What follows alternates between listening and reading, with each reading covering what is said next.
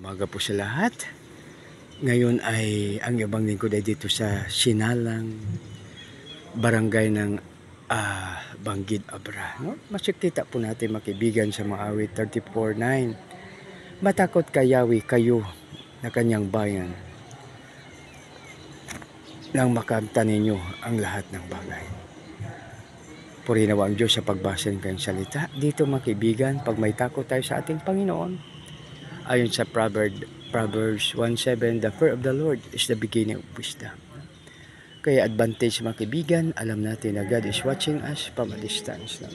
So pag alam natin na God is watching us from a distance, napakaganda, no? Dahil tayo ay always reminded na gagawa ng tama, nagagawa ng pinaka-the best, no? Kaya napakaganda na tayo ay may takot sa ating Panginoon, na siya ay nakatingin sa atin palagi.